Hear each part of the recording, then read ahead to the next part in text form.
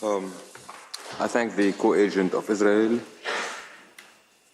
and ask Ms. Tamar Kaplan Tourgeman. Take the floor. You have the floor, madam.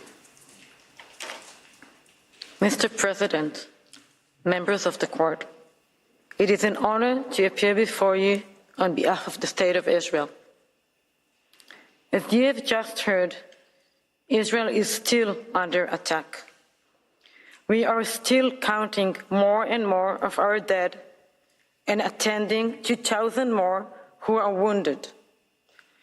No less than 132 children, women, and men are still held hostage in unimaginable conditions by Hamas and other Palestinian militants in Gaza.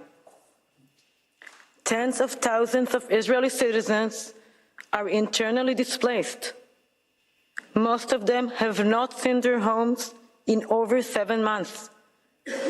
Many have no homes to return to. The very grave effect of the horrific massacre of 7 October continue to ripple through our people and communities, who must not be forgotten. They too are worthy of international law's protection.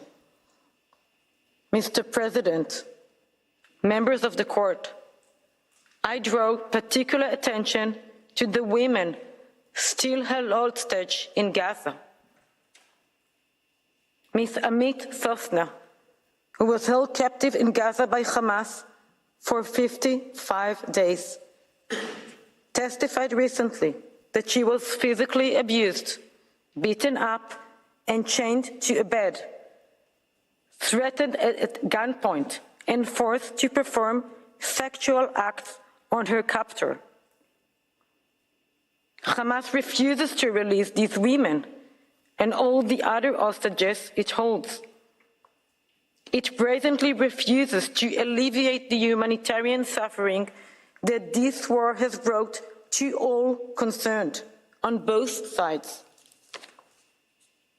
It has turned down numerous proposals for a ceasefire, and it continues to favor death and destruction as a strategy. We heard nothing about that yesterday.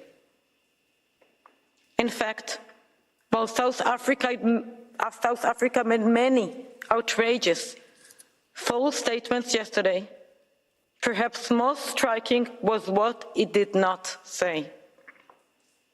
We have hardly heard the word Hamas, even though it is Hamas that has brought about all the suffering and pain that we are witnessing, the suffering of Israelis and Palestinians alike.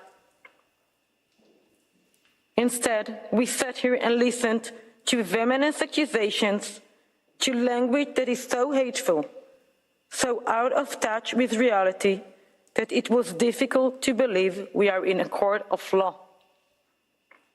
Mr. President, members of the court, there is no doubt that this war is tragic and has caused great suffering on both sides.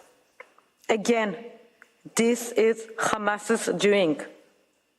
South Africa provides an account that is not only incredibly partial, it is also distorted. But to apply the law properly, justice, surely the facts must matter. These facts cannot but show that Israel is seeking consistently to abide by the law in the excruciating circumstances of warfare that Hamas has deliberately created. The blatant misrepresentation we heard yesterday cannot alter that. For a start, South Africa claims that Israel has shut down the 2 main land crossings through which aid enters into Gaza, this being the Rafah and Kerem Shalom crossings, and that Israel has cut Gaza off from all humanitarian, medical, and other supplies. This is patently untrue. The truth is that Israel allows and facilitates, as it has been for months, the provision of more and more humanitarian aid to the civilian population throughout the Gaza Strip. It does so through a number of crossings on a daily basis. I refer the court to the map that is now on the screen before you and also at tab 5 of your folders.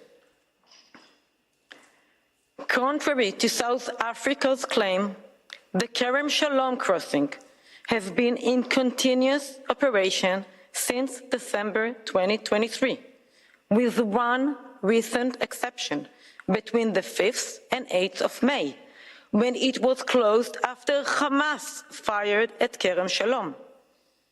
Even though Hamas fire continued on 8, 10, 11, 12 May, and several times even yesterday, the crossing remained open, allowing more and more aid to flow in. This crossing has been the central entry point for aid for months.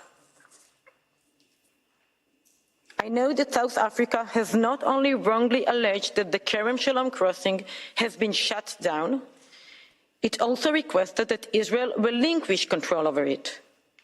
I hardly need to say much about this request, given that Kerem Shalom is situated on sovereign Israeli territory. As for the Rafah crossing, to say that Israel closed this crossing is inaccurate at best.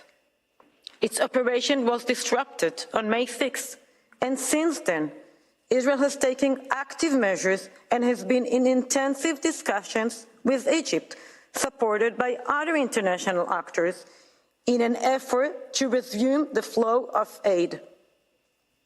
In the meantime, and in keeping with its consistent efforts, Israel has taken immediate measures to ensure that alternative paths are available for the continued increase in its provision of humanitarian assistance to the Gaza Strip.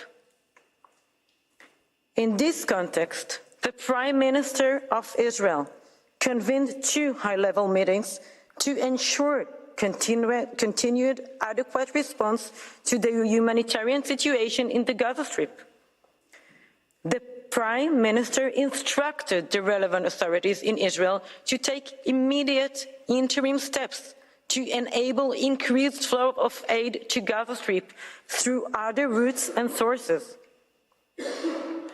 South Africa neglected to mention yesterday that the total amount of aid entering Gaza in the last few days is now once again increasing significantly.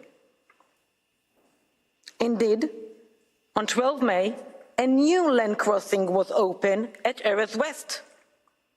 It joins yet another new land crossing, fully operationalized, on May 1st at Erez East, which together allow for the entry into Gaza of additional 200 trucks per day after their inspection elsewhere. An additional land route bringing aid into Gaza since March 2024, which again is fully operational, is Gate 96.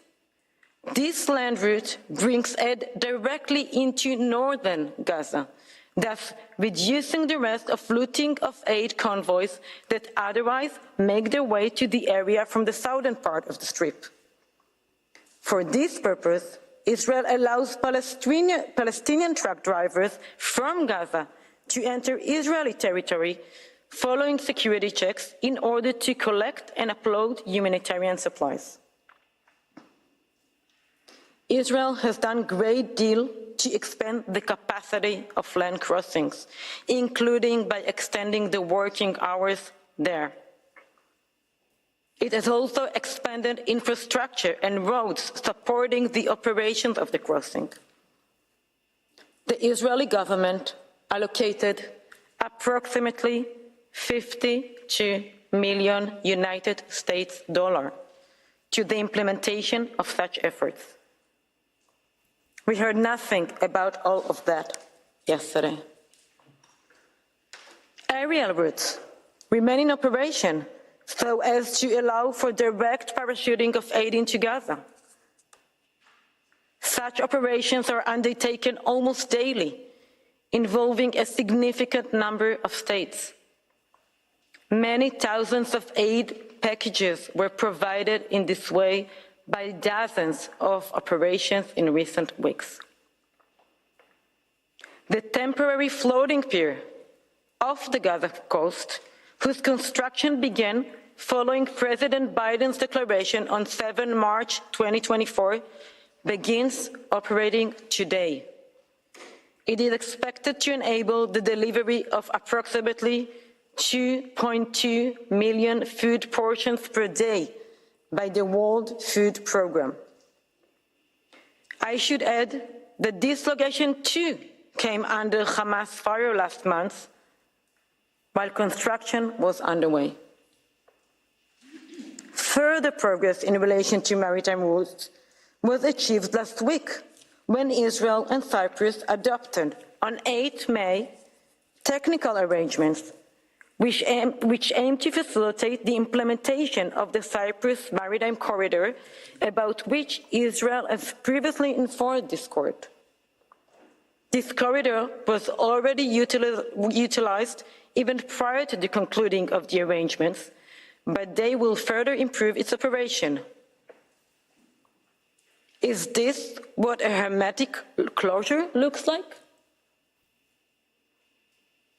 Mr. President, members of the court, it is not difficult to see that Israel has been making extensive efforts over the recent months, together with various international partners, to increase the provision of humanitarian assistance throughout the Gaza Strip.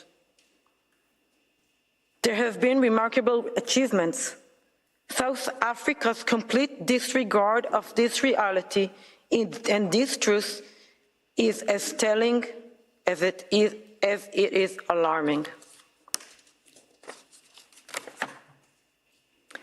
Israel's extensive and ongoing actions have been detailed in the reports submitted by Israel to the court, most recently on 28 April. They have brought about a significant increase in the amount of humanitarian aid that had entered into Gaza.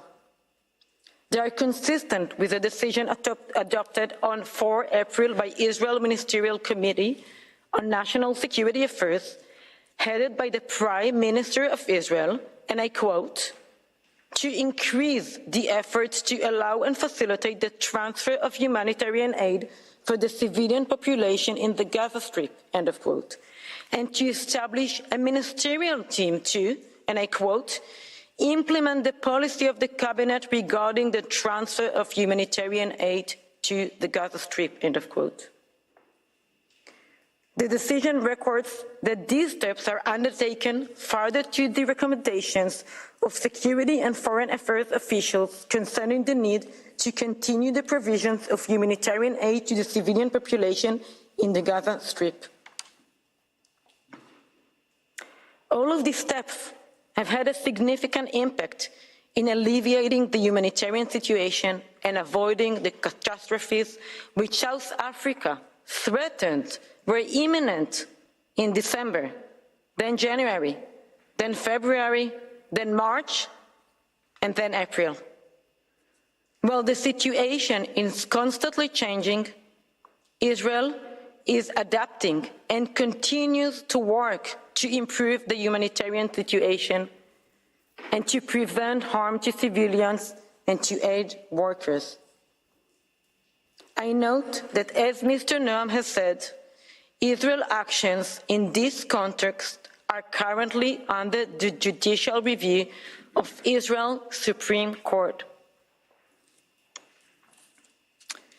These steps have been repeatedly accompanied by clear statements from Israel leadership.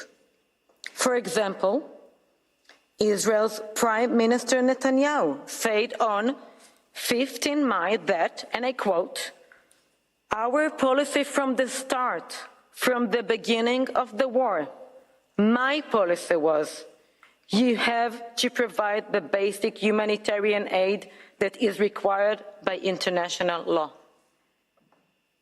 But in the last 6 weeks, we actually changed it, not only to providing basic humanitarian aid, but flooding Gaza with humanitarian aid, end of quote.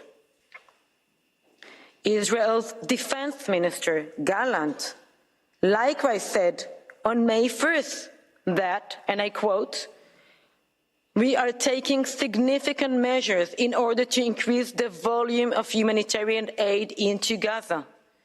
This is essential," end of quote. He added that, and I quote once more, "We are fighting Hamas, a brutal terrorist organization. We are not fighting the civilian in Gaza, and we will facilitate the delivery of humanitarian aid," end of quote.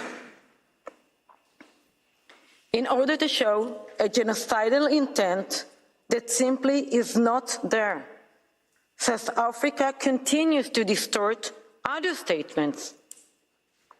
In quoting the Prime Minister as stating that Gaza must not constitute a threat to Israel, they omit to mention that he was expressly speaking about Hamas and returning the hostages it took. When quoting the Minister of Defense as saying that the military operates neighborhood by neighborhood and will reach every location in Gaza, they neglected to say that he too referred expressly to Hamas. In the same statement, he also made plain that the humanitarian issue is a central one. While South Africa turns a blind eye to Israel's remarkable efforts, they have not gone unnoticed by others. The UN Senior Humanitarian Coordinator, who was appointed following Security Council Resolution 2720, said on 24 April in a briefing to the UN Security Council that Israel has taken a number of steps to improve aid delivery. When asked about her contacts with the Israeli side, she said that there is a very constructive cooperation with her mission. Senior government officials of various states likewise said they saw real and demonstrable progress in the delivery of aid. To say, as South Africa presently does, that Israel is deliberately denying humanitarian aid cannot be farther from the truth. On the contrary, Israeli actions undertaken in accordance with orders from Israel's highest levels of government show exactly the opposite. Only yesterday, no less than 365 trucks carrying humanitarian supplies entered into Gaza through the various land crossings. More than 330 of the trucks entered through Kerem Shalom, the same crossing that South Africa said yesterday was shut down. Other allegations about South Africa fare no better. Contrary to South Africa allegations, thousands of international aid workers have been entering and exiting Gaza. Deconfliction mechanisms were reviewed and improved following highly unfortunate incidents in order to guarantee that their safety is always maintained. These lessons learned, too, have been detailed in Israel's recent report to the court. Fuel continues to be delivered to Gaza, including this past Wednesday, when 76,000 liters were transferred to the World Food Programme. Times do not permit setting the record straight with regard to all of South Africa's outrageous misrepresentations. But the claim that Israel deliberately hampering medical services in Gaza, or that Rafah is the last viable location for medical care, cannot be left unanswered. Israel persistently continues to facilitate the enhancement of medical services throughout the entire Gaza Strip. In addition to the hospitals located in Rafah, efforts have been extended to support the rehabilitation of hospitals elsewhere in the territory. This may be seen at tab 6 of your folders. In fact, 14 hospitals are in operation outside Rafah. 8 field hospitals are in full operation, with only 2 of them located in Rafah. A field hospital, which was established by the ICRC in the Al-Muasi area, began operating as recently as 9 May. 1 more field hospital is due to open later this month, and the establishment of 4 more field hospitals is currently under consideration. Mobile clinics continue to operate in the Al-Muasi area too. Collaboration with a host of international actors, including the World Health Organization, continues in order to strengthen and expand medical care all over. South Africa would do well to tell its ally, Hamas, to stop exploiting hospitals and other protected sites as military command centers. And since we heard grave misrepresentation yesterday about the Shifa hospital, it must be made clear that even during very intense fighting in the Shifa hospital, after Hamas reinstated the hospital compound as a military hub, the IDF took proactive steps aid to ensure continuous medical care to patients hospitalized there. Despite the intense military activity on the premises, no patients or medical staff were harmed during the operation by the IDF. On 22nd March 2024, the IDF brought into the hospital in the course of its operational activity trucks carrying medical equipment, food and water, including over 10,000 units of medicine, hundreds of painkiller packages, over 100 packages of bandage and IVs, and dozens of advanced medical monitoring devices. Contrary to the impression that South Africa sought to leave you with, the IDF Chief of Staff said to the forces on that location that, and I quote, "We do everything not to harm patients, not to harm medical staff. In this operation, not one medical staff was harmed, no patients were harmed, and many terrorists were killed and captured," end of quote. He said that the hospital is not a safe place, not safe for terrorists. South Africa even saw fit to present to the court a false translation in its attempt to create intent. The soldiers in the video shown yesterday were not saying to destroy, but to dismantle Rafah, a clear reference to Hamas capabilities. South Africa ignores any such statements that show Israel's true intention. It had to distort the facts to sustain its label of genocide in such repugnant terms as final stages and extermination zones. Israel continues to take extraordinary measures in order to minimize harm to Palestinian civilians in Gaza.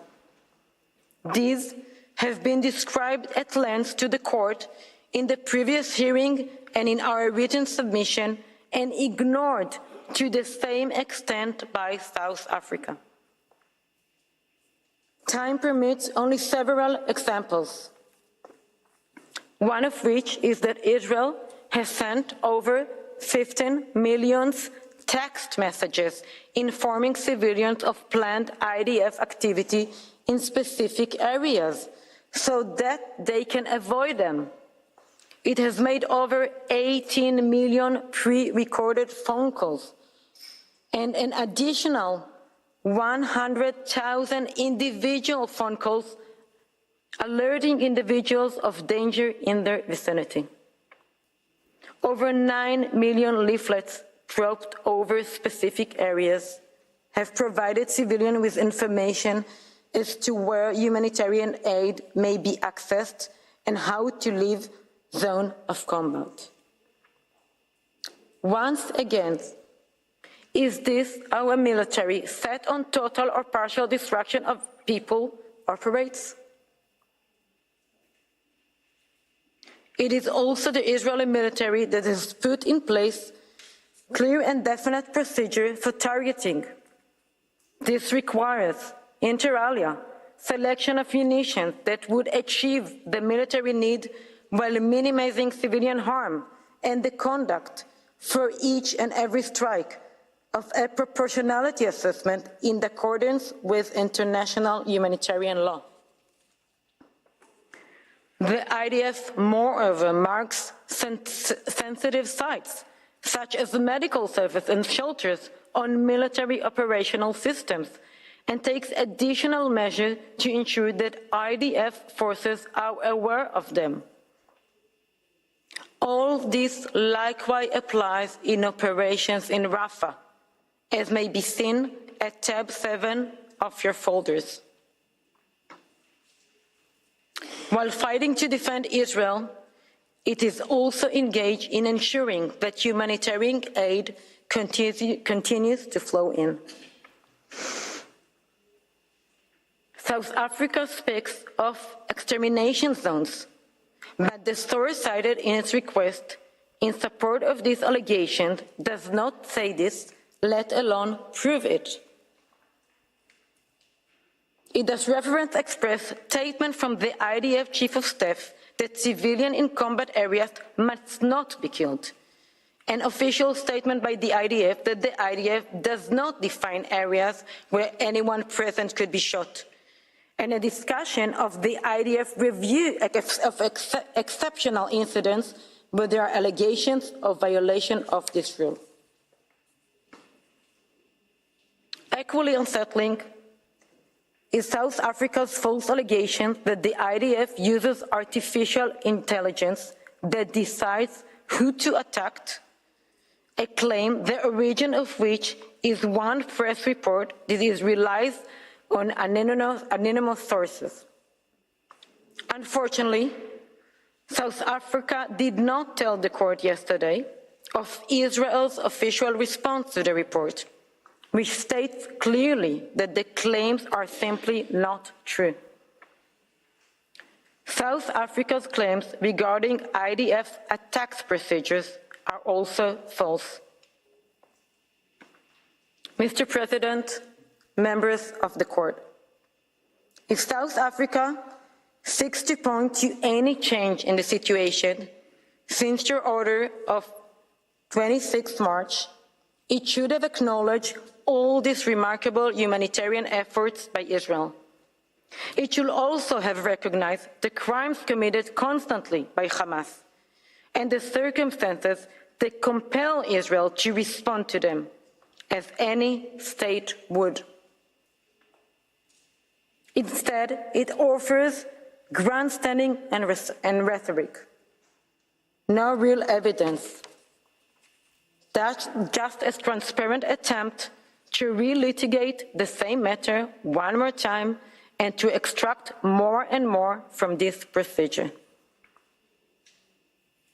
Mr. President, members of the court, even if South Africa could establish a relevant change in the circumstances, which it has not done, it has not established any change in the situation that would justify the extreme measure that is now seeking. The measures currently in place are entirely sufficient and no further ones are needed. As Mr. Noam explained, South Africa is trying once more to drag this court down a very dangerous path. It will have you say that a sovereign state that is under a persistent attack, whose citizens are held hostage in brutal conditions, cannot defend itself or its citizens. As you have consistently made clear, there is no international law to this effect. Indeed, it is inconceivable that there would be. Mr. President, members of the court, we must be very clear. Acceding to South Africa's request would be an affront to the very idea of the protection afforded by the law. For the court to accede to South Africa's request is to enable Hamas's battalion to continue to target Israel, to attack humanitarian crossing, and to destine the Palestinians in Gaza to perpetual war. Is to enable Hamas to reconstitute its forces in order to commit the 7 October atrocities again and again, as they have vowed to do. It is to condemn the hostages to near certain death. What would it mean for the women still held in captivity? Granting South Africa's request would be to side with a terrorist organization, which will no doubt celebrate any such decision. It is to legitimize, protect, and reward Hamas's despicable method of warfare, to enable its heinous crimes to persist, with all the consequences that might follow. Mr. President, members of the court, it is one thing to require that Israel abide by its international legal obligations and protect civilians when exercising its inherent right to defend itself. But to deny Israel that inherent right is a different thing altogether. It is unthinkable. Can it really be maintained that if hostages are brutally held captive in Rafah, Israel cannot come to their rescue? Can it really be maintained that if Hamas continues to use Gaza as a launching pad for its indiscriminate attack, Israel cannot defend itself against them? We respectfully submit that international law offers a clear answer to these questions. Mr. President, members of the court, on this basis and in accordance with Article 60, Paragraph 2 of the Rules of Court, I now proceed to read Israel's final submission. The State of Israel requests the court to reject the request for the modification and indication of provisional measures submitted by the Republic of South Africa.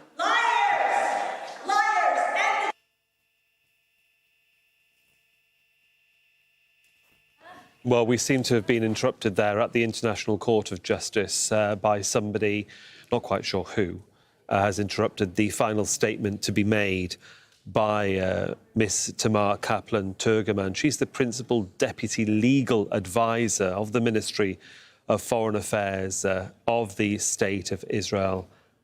Well, I think we couldn't go back to it. Let's just see those pictures. So bring them up. Let's have a look at what's going on. Set of hearings, I'd like to give the floor to Judge Nolte, who wishes to put a question to Israel. Judge Nolte, you have the floor.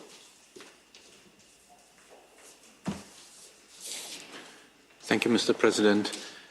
My question is, can Israel provide information about the existing humanitarian conditions in the designated evacuation zones, in particular Al-Mawasi, and how it would ensure safe passage to these zones, as well as the provision of shelter, food, water, and other humanitarian aid and assistance to all evacuees that are and can be expected to arrive in these zones.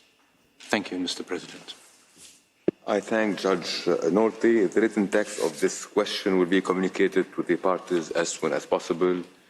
Israel is invited to provide its written reply to the question no later than tomorrow, Saturday, May 18, 2024 at 6 p.m. Furthermore, any comments South Africa may wish to make in accordance with Article 72 of the Rules of Court on response by Israel must be submitted no later than Monday, May 20, 2024 at noon. This brings to an end the oral proceedings on the applicant's request for the indication of additional provisional measures and the modification of previous provisional measures in the case concerning application of the Convention on the Prevention and Punishment of the Crime of Genocide in the Gaza Strip, South Africa versus Israel. It remains for me to thank the agents, counsel and advocates of the applicant and the respondent for their statements in the course of these hearings. In accordance with usual practice, I would ask the agents to remain at the court's disposal to provide any additional information the court may require. The court will render its order on the request for the indication and modification of provisional measures as soon as possible. The parties will be advised in due course as to the date on which the court will deliver its order at a public sitting. Since the court has no other business before it today, the sitting is declared closed. 09:30 GMT. You're watching Al Jazeera English here, and the proceedings at the International Court of Justice at The Hague have just ended as Israel submitted its presentation to the court in rebuttal to South Africa's on Thursday as to whether provisional measures were required in Rafah and across the Gaza Strip with the ongoing Israel war on Gaza. Of course, there was a slight interruption in the final comments of the representative of the Ministry of Foreign Affairs in the last few minutes, and the court had to kill the feed, so we're not quite sure what happened there. A extra and unusual question was asked by one of the judges, Judge George Nolte. He's from Germany. He's been a member of the court since February 2021, asking about the situation at Al-Mawasi. And, of course, those individuals, Palestinians, who are evacuating from Rafah are apparently going to the safe zone of Al-Mawasi that we've been reporting on here at Al Jazeera the past few days. And he wants an updated answer to whether they are safe and what the conditions are like there. And he's given the Israelis, the president of the court, till 6 o'clock on Saturday evening to respond to that. So we'll be following that line of questioning very closely. Listening in to this was our correspondent at The Hague, Step Vassen, who's listened really to both sides of the argument, Step, and both presentations.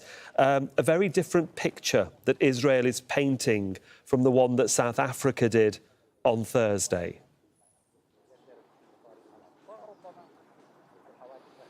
Absolutely, a totally different parallel universe, you could say. Israel is saying that what South Africa was telling the court yesterday were basically all lies. It was a misrepresentation of the truth, especially looking at the humanitarian aid. South Africa yesterday said that there is a very limited access, of course, of humanitarian aid, and that Israel has closed the border crossings, which is definitely hampering the access of aid. Well, Israel was just telling the court at length that they did everything at the moment to get humanitarian aid in. It was actually an exceptional operation, as they called it. They have spent millions of dollars to make sure this aid comes in. And if these border crossings were closed, and when they were closed, it was the fault of Hamas attacks. That's what Israel said. it also had really harsh words for South Africa even filing this case based on the Genocide Convention against Israel, saying that, of course, there was no base at all for this, and that it's actually exploiting the court here, the International Court of Justice. So there were really, really harsh words. And instead of calling Rafah the last refuge for people in Gaza, as South Africa said, Israel said it's actually a Hamas stronghold. There are tunnels there, there are military coordination centers there. So that's the reason why Israel says it has to continue this operation in Rafah. And it says the court has no authority to decide on this because it's an internal matter. It's a matter of two parties in an armed conflict, and that's not something the court should get involved in. It is interesting the way that the Israelis put forward their case, and it has to be said that, you know, while they talked about hospitals and other areas being retaken by Hamas and used as command and control areas, they talked about the 50 tunnels heading towards Egypt, but still provide no physical or photographic evidence of that. What is interesting, I thought, at the end of those proceedings, step was the additional question from the German judge asking about al-Mawasi, because that is the focus right now, isn't it? About people moving from Rafah, moving to al-Mawasi, apparently a safe zone, and either making a very long journey or dying along the way, either through exhaustion and starvation or being hit by Israeli snipers. They want an answer on that, don't they, by tomorrow, 6:30. How unusual is that request generally in sort of the proceedings of the ICJ?